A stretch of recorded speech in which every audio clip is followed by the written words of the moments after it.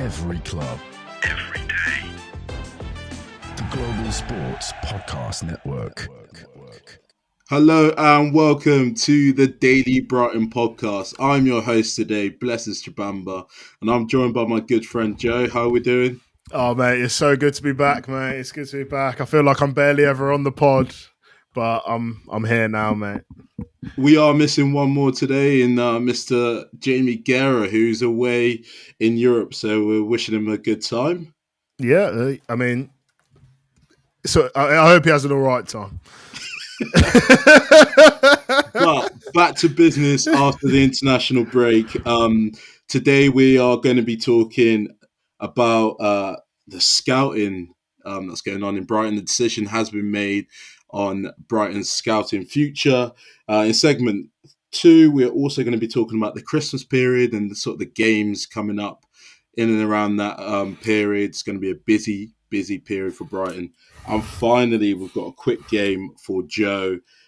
He is going to give us his thoughts around the transfer prices of our current players. But yeah, Joe, let's get straight in. So news has come out that Brighton are planning to restructure their scouting team and recruitment team in terms of getting rid of sort of the actual scouts and bringing in more and more data. But before we unpack that, I wanted to ask you, in general, football's like going into a place where it's moving towards technology and data, but where do you stand with it? Are you more of like a manpower, or like are you quite enthusiastic in terms of looking at data? I think I'm sort of like halfway, because I feel like there's a lot of teams that use a data-driven approach and it works. But also, like, there's only so much that those sort of things can tell you without actually just looking, like with your own like eyes. I think I wouldn't want to go like all the way to one side where it's like you just send scouts to games, because you're going to miss so many players. Like, if you take like video analysis out of it, because I know lots of scouts are video scouts only. Some do both, most do both, but like, there's no way that you're going to be able to have. You'd have to have so many scouts to send them to all these different places, because good players are everywhere. It's the biggest sport in the world, so there's good players literally you can find them literally anywhere. But also, I wouldn't go all the way to the other end where it's like AI is just doing your scouting for you. Because obviously we're in that sort of like, we're coming to that sort of era generation now where like AI is just like taking over with everything, and like it's doing everything. I'm no conspiracy theorist or anything like that, but I think you don't want to go all the way to one way. But if you use data and have used the manpower, especially with people who have, I feel like it's easy to have the eye, but people, you don't just want to have people there for the sake of it. Like, good scouts and with a combination of data-driven analysis is obviously, I think, the way to go. Yeah, and I'd agree as well. I think a good, healthy blend of both gives you such a better picture of what kind of player you are looking for, what kind of player you're going to be getting as well. Yeah. But in terms of Brighton, do you think Tony Bloom's right in doing this? Because at the end of the day, his data-driven method has generated so much funds. He's probably looked at it like, these scouts are not quite doing it for me. Do you think he's got a right to be doing that, or do you think he should be a little bit more loyal? I don't know, because obviously, like, behind the scenes, you don't really know how much of it is a swing towards one way or the other. I know that there's obviously scouts there because they're getting rid of them. I've also seen the job opportunity on like loads of different websites and stuff like that. But I don't know. In the future, has he gotten rid of scouts permanently and he's just going to have like, it's all going to be data, or is he still going to have some?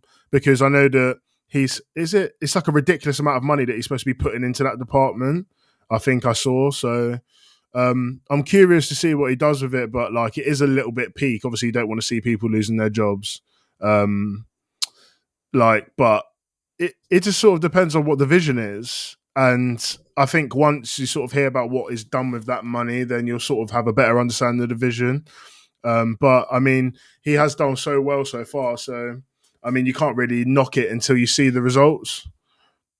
Yeah, that's it, and I'd agree with you. Like this, whatever it is, this number crunching computer. That's you tap in these numbers and it gives you a gem from who knows where, Uganda. Yeah, whatever and however it works, it seems to be working. I think again, I'll echo your words. It's you don't want to see anyone getting sacked, but if he thinks he's got to make some cuts or restructure it to sort of keep Brighton ahead in terms of like the recruitment game, then yeah, so be it in my eyes. But yeah, again, it's difficult to see people getting sacked who don't want to see that.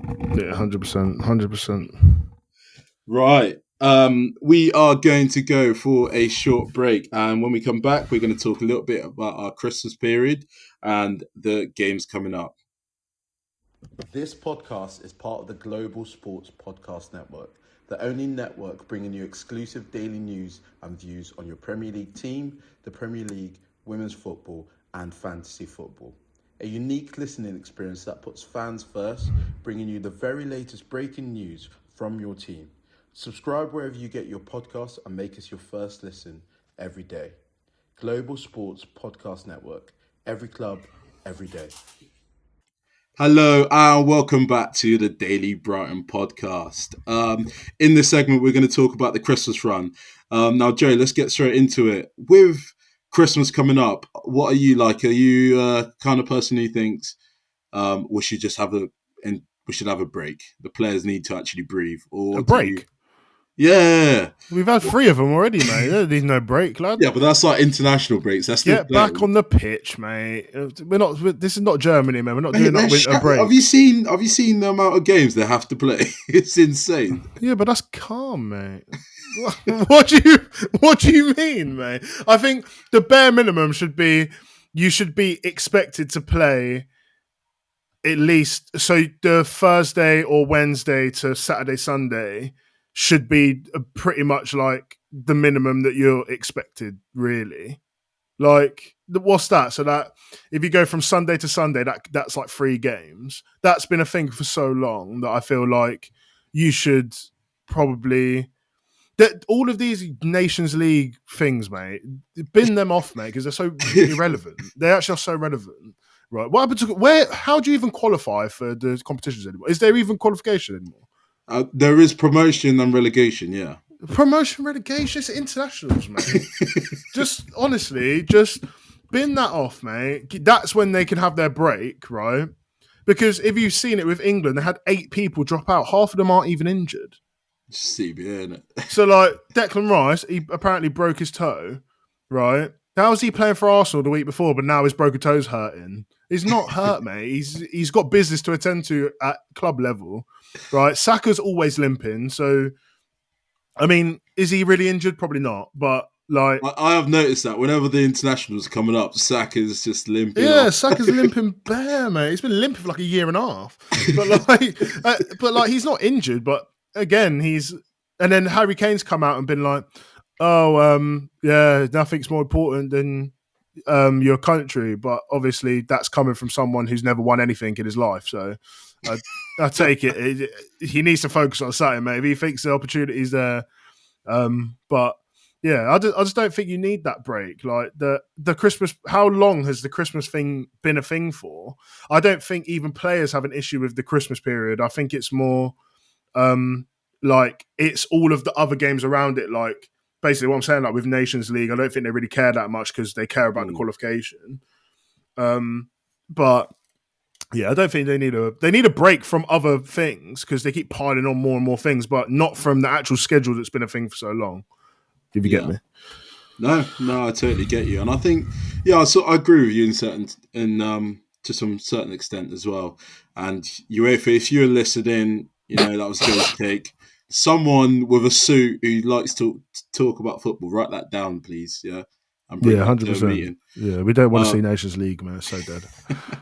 But let's get Brighton involved in this. So, the Christmas period could be a really, really important period for Brighton because I think if we can get a decent amount of points during some of these games that are, are there for the taking, if we can get a decent enough amount of points.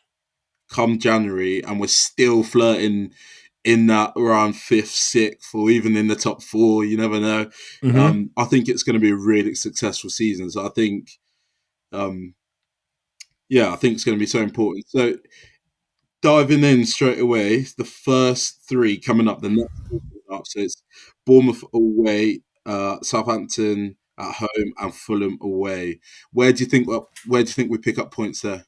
So Southampton at home, you need to win that. What? What? Yeah, you asked me, and I told you. No, I'm just laughing because like you've gone straight for them. Yeah, I skipped it. I skipped said one. them second.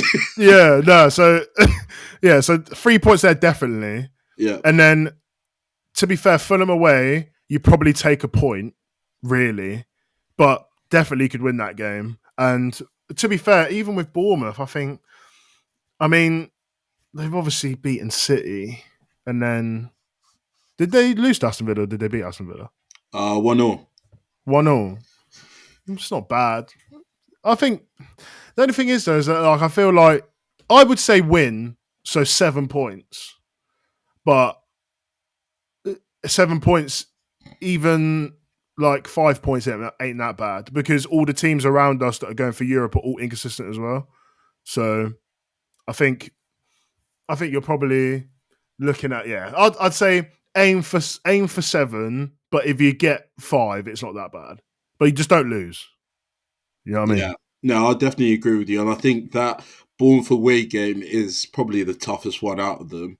I think Bournemouth are pretty solid, to be honest. So I think Fulham. there. I think Fulham are solid, man. I think they're decent. Bournemouth and Fulham solid. I think a point away at Fulham, a point away at Bournemouth, and a win at home to Southampton. I think that's quite successful for the next 3. Right, Yeah, let's definitely. quickly get through these. All right, so we've got Leicester away, Palace at home, Win. West Ham away. Win. West Ham are pony, mate. They're so pony. Honestly, they're so pony, mate. Do you not think they could turn it around? I mean, they'll look at that game and really fancy themselves, I'm sure. Nah, there's no chance, mate. Because I seen a couple of days ago they done their squad picture. Yeah. And Folkrug is so injured they had to Photoshop him into the picture. That's not a club that I'm taking seriously, mate. They've got Photoshop players in there, mate. So no. Right. Brighton at home. That's a good game. What do you mean Brighton at home? Sorry, Brentford at home. Brentford at home. I think because Brentford have been really open this season. I think if we're solid enough at the back, we should easily win that. Brentford are a good team. Don't get me wrong. They're also I think Thomas Frank is so underrated. But I think they're just so open, mate. So I would go 3 points. And then the final one, so this will be the last game of the year, is Villa away. Yeah, that's a loss, I think. I'm not gonna lie. It depends though, because there's they wouldn't. The Champions League stops by then, doesn't it? Yeah. I think they've struggled massively, especially in the games after. They've looked so flat in the games after their Champions League games. Well, in their last 2 anyway, because obviously they beat Bayern, then it was an awful game against United. I can't even believe I actually watched all 90 minutes of that game. Oh, yeah, that was one of the worst games I've seen this season. Yeah, that was poor. And then, to be fair, I didn't watch Bournemouth, but obviously, I swear Bournemouth were away. So... Yeah, Bournemouth were away. Yeah, so, I mean, they even would probably think that they should be taking points there. So, but because that's not a thing, then I think it could be a bit of an issue because they'll be a bit more fresh. It just depends really, because Ollie Watkins has been kind of pony so far this season. He's still scored a few and he gets loads of chances, but he's just not seemed massively sort of to the level. I imagine by then, knowing our luck, he'll probably be in the form of his life again. So yeah, but I think it could be a loss, but definitely take a draw away. It's such a hard place to go to. Yeah. So, and that's a pretty decent Christmas period there because I've only predicted 1 loss. Yeah, that's what I was going to ask you next. With what we've said about these games, do you think our expectations of what we could do this season should be higher then? Because 1 loss between now and the end of the year would be unbelievable. Yeah, I think the only places that a loss could really come from is Fulham away. I mean, Bournemouth. It just depends on what version of Bournemouth turn up. But I wouldn't. I'm not expecting a loss. I wouldn't be surprised if we lost to Fulham, mainly based on how good they've been, and they're also so solid. And if they and having sort of Raul Jimenez is just back from the dead. I don't know what's going on, but Harry Wilson's back from the dead as well. But what's the stat with Harry Wilson? When we were in the pub the other day, you had stats on tap with Harry Oh, Wilson. what was it? Was it 4 in 3 or was it less? I think it's like 4 and 3 or something like that. Yeah, he's got his minutes to goal ratio is insane. Yes, because he's played like 4 minutes, man. That's why. Yeah, he's bagging them in. Yeah, it's bad. What do you think quickly, just before we move on? Yeah, I think I'd agree with mostly what you said, but again, I'm always just concerned about the games that we think that we're definitely going to win. Like, I wouldn't mind obviously I would mind, but I would understand if Brighton went to Fulham and dropped points because Fulham are in good form. Yeah. But like the games like Crystal Palace at home, where we probably looked at that so quickly and said it's a guaranteed win, we should be winning that. I feel like those are the type of games that constantly keep getting us. Ipswich at home. Mateta just randomly. Crystal Palace are so cheeks, though. They actually are so cheeks, mate. Yeah, and they'll be up for that. They will be up for that because they're having a terrible season so far as well. So they'll look at that. I swear they're 18th. Yeah. That's peak, mate. It's awful. That's so peak. To be fair, what happened to the Elise money? The Elise money got put on like Kamada and that's peak, mate. To be fair, Adam Wharton's injured. They don't have Elise and Anderson left. So that is not very ideal, is it, to be honest? Let me just go through it and I'll just say the game again and then you say what you think it's going to be quickly before we move on. So Bournemouth away. 1-1 draw. Man's giving me the score. Yeah. Southampton at home. Brighton win. Fulham away. Loss. Wow. Leicester away. Win. Crystal Palace at home. You won't like this one. Draw. Wow. West Ham away. Draw. Brighton, Brentford at home. Win. And then Aston Villa away. Draw. Okay. Did you say lost to Fulham?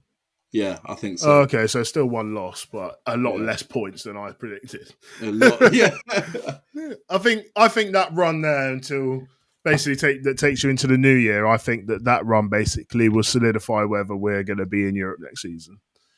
I know it's a bit of a mad shout, but I mean it's a not that bad run, like really. And then the run after Aston Villa isn't great, to be fair. I think it swings back around to some of the bigger teams, but I don't know. I'd like to be optimistic. So, do you think it's possible though? What, to get Europe? Yeah, to actually have a really good run here, like we've just spoken about. Oh, 100%, mate. 100%. Like it's not going to be easy, but like it's definitely possible. And I do think that even Conference League is so possible because when you get to that sort of point in the table, Liverpool and Man City have like increased the gap a little bit, and then there's like basically all the teams are on basically the same points. So it's going to be a lot of chopping and changing, but I think it will definitely show what we're about in this run of games up until Christmas because it is just going to be back-to-back games. Yeah, you know that it's the games are getting a bit mad when some of them are on Amazon Prime. That's when you know that the games are mad. So shout out Amazon Prime, by the way. But yeah. One thing I do think is worth noting as well is we're getting all our players back. So we got them back. Most of them came back for the Man City game, and then obviously they've now had 2 weeks break, and that's so good. I think like the likes of João Pedro, Evan Ferguson should be up and running now. It just gives us so much more options. I think we can definitely compete really well in this next little period. So Definitely, yeah, mate. 100%. good timing from them. Why not, mate? Why not? That's it. Right, we are going to go for another short break, and then we'll be back with a quick game on transfer prices. Here at the Global Sports Podcast Network, we spent a lot of time selecting our delivery platform. Zencastr came out the clear winner.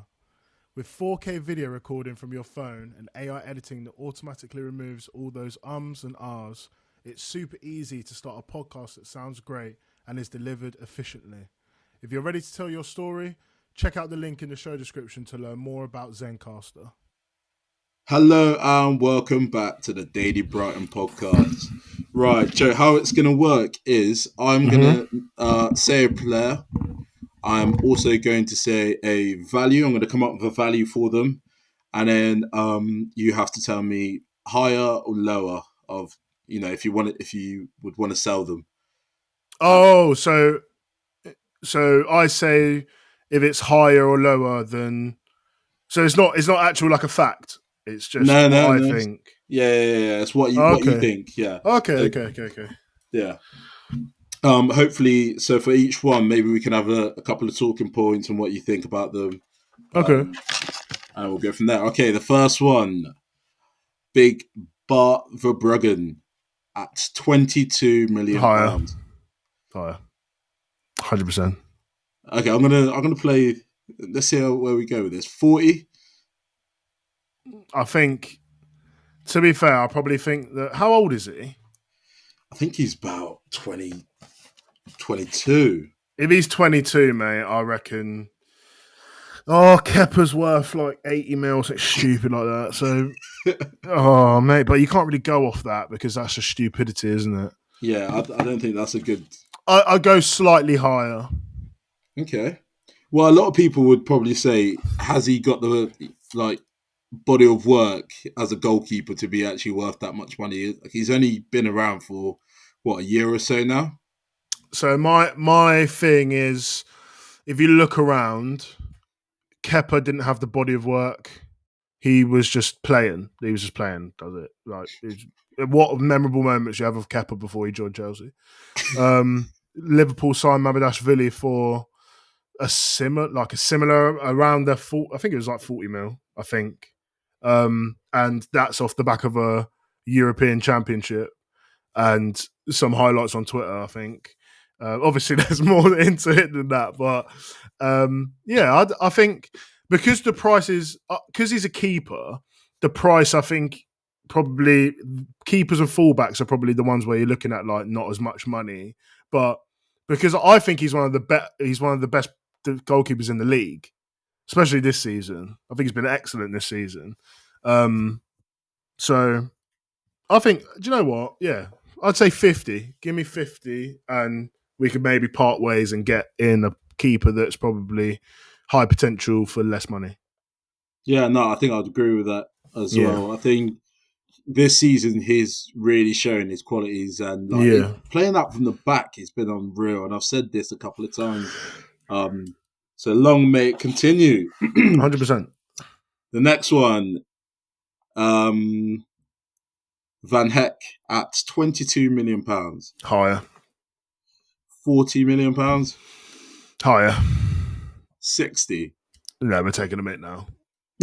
Bring it back down a little bit. 50. I'd say 45 to 50, I reckon, because he's so young and he's already playing at the highest level. So, see, I disagree here. I want higher. I want 60. You want 60? I want 60 plus at least. So I can hear it though. Like I can hear it, but it's just like I think he needs a season or two maybe. So he's so young. If you sign him, you're gonna get like 8 years plus out of him. Like if he's gonna be at a club where he's gonna stay, then like I think you probably maybe just a year more than that. But I mean, his stock's going to go up regardless because now he's got international caps under his belt and stuff. So yeah, I think I wouldn't. Brighton wouldn't probably sell for anything less than 80. Yeah, that's it. Yeah, so if you don't want to sell the player, then why do you need to why do you need to take the offer of lower offer? Do you know what I mean? Yeah. So especially if they're in contract. So. I'm sure Tony's not in a position of needing any Ps at the moment. No, Tony's got hella bread, mate. His bank is blooming, mate. I'm telling you now. That's bars, mate. That's bars. I'm telling you that. Right. The next one's Adam Webster at £15 million. Yeah, lower. 10. Mate. What are you scratching your head? Lad, I'd bite your hand off for 15 mil, lad. I don't really want to pile on him like that, but like, I'm trying to think. He could probably go and do a job somewhere. Do you know what I mean? But like, maybe a team. What's a reasonable offer you'd accept for him? I mean, I think 10's fair, but isn't he like 20? He's 30, isn't he? 29. He's 28. He's almost 30. Yeah, well, these are according to Transfer Market. So no, Transfer Market's.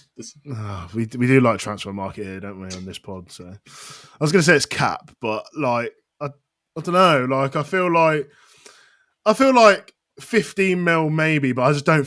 I feel like no one would come in for 15 mil for him. Do you know what I mean? That's exactly what I was thinking. I was like, that's why I put it down, because I was like, 15 mil, really? Yeah. So yeah, because you have to think it would be a low end Premier League team or a Championship team, and are a Championship team going to spend 15 million on a centre back? Yeah, that is true. So right, let's move on. Mitoma for £45 million. He's 27 years old, by the way. He's 27. Higher. 60. I'm parting with like probably 65, 70. Oh, 70. Yeah, but he's just electric, isn't he, mate? Like, imagine, like, if you think about it, imagine what league he could. To be fair, other league, you have to take into consideration other leagues don't have that money to spend on those players. Yeah, that's true. They actually just don't really. Like, some clubs do, most don't. Like the big clubs, fair. Like Real Madrid literally just spawn money. They literally just money just appears. But also, why would he go to Real Madrid when they have Vinny in there? So, but like Man United would pay 70 mil, 100%, mate. They signed Jadon Sancho, mate. They'd do anything. Yeah, that's what my thoughts were, and I think I'll take 60 million as well, just because I'm thinking like. I do love Mitoma. I think he's quality, but Simon Adingra as well. Like he will start kicking on soon. I know we said he's a bit still a bit raw and still a bit rusty at times, but there is a player there. Yeah, of course. Yeah, let's take that P, stick Adingra in there to start developing. To be honest, mate, if for me, it's probably an unpopular opinion, but. If Tony Bloom does run out of peas, mate, I don't know, mate. If he does run out and he needs to, I would probably just sell Mitoma purely based on the fact that he's a bit older and there's so many wingers. So, like, maybe too many wingers. But I think we have a good base to let him go and sort of be like, okay, these players can... Because we've signed Gruder, who's, like, ready, but... he has another couple like steps to go before he's like gravy, and then it's the same with like Adingra, Minte, like so. I think 60 mil, 70 mil, slap that straight back in, mate. Training ground, new coffee machine, one of those like do you know those ice bar things, mate. One of them in there, mate. Yeah, that's what it is. Right, our final one, and this is a man who splits opinion on this podcast. No, it's not Jack Hincherwood, is it? It is Jack Hincherwood, yeah, and he's valued at £20 million. And I know, I can see what you're thinking already. The only thing is, though, is that he's so versatile. But like, so I was having this conversation with. With Jamie Freeman, who was a guest on our pod, and he's a good like prospect, but his ceiling isn't that high. It actually just isn't. Like like it's a pretty solid opinion, like from both of us, that I don't think his ceiling is that high. There's a lot of players out there who have much higher ceilings. There's more players in the squad who have higher ceilings, but he's so versatile and he could easily be. We said that if he went to the championship, he could probably be the best player in the championship. Like eventually, he'd be like solidly the best player in the championship, or there and thereabouts. You know what I mean? And with him is that because he's also English, I would probably imagine that adds on a couple mil. But like, if you're going to sign him, what are you signing him as? I think is the biggest question.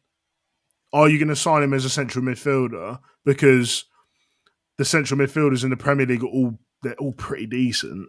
Like, so I don't know if that's a position. Whereas, like, if he was to go to fullback, there's probably a couple of teams that would take him there, but it's not really his natural position. So it's just a bit of a tough one to sort of think, like, where are you going to put him? His attitude and his mental attributes will make him go far, because he's the literal role model, sort of like young player that you'd want to have. He's hungry. He has the right mindset by the looks of things. So I'd say probably a bit more. Yeah. Yeah, and I'd agree with you as well. I think his main issue is he's a bit of an all-rounder, but he's not really outstanding at Jack anything. of trades, master of none, mate. That's Jack the of all one, trades, yeah. master of none, yeah. That's the saying. And I think that he needs to add another dimension to his game. And in the last couple of games, we have been seeing him arriving quite late in the box, like the goal at Forest and the header against City that nearly went in. We've seen it a couple of times. Do you think there's any chance perhaps he turns into like a late arriving goal scoring midfielder? I thought you were about to say Lampard-esque. Oh, mate. I was just about to say you're not about to say Frank Lampard. I knew that you're not about to say. Then you said it. I can't believe it. I mean, to be fair, you probably could. He could be that player, 100%. But like, that's like we both know that is like a very difficult. The timing of that run, the risk of making that run, and possession gets lost, and you're not there. Like, it's very hard to do. Frank Lampard's like one of the goats at it. So maybe not to Frank Lampard's level, but like, he could definitely be a midfielder that scores a few from literally just that. But I think Matt O'Reilly is that player. So, I mean, he literally scored on his debut. So, and the run was so beautifully timed. And it might seem easy when we have you must think like, oh, when you have the ball in an attacking position, I'll just make a run into the box. But it doesn't work like that. It needs to be right. So, I mean, hopefully he does. I'm always willing to get proved wrong. But yeah, give us 30 mil and then we can talk. Yeah, no, I'd agree with that. 30 mil seems about right.